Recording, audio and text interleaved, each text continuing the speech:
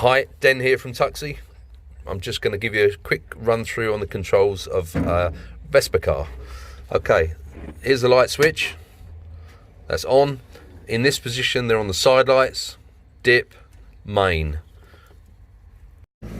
That side light's on, dip, main beam. And also that operates the horn.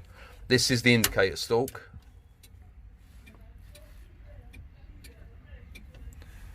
And this is the gear lever. Okay, so we've got dashboard lights as well. So we've got that's battery and battery charge.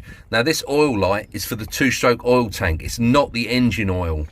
There is no engine oil warning light on an Apé, on the earlier ones anyway. This is the indicator, high beam, and this is the fuel indicator. It's out of fuel because we ship them without fuel. This is the gear lever here.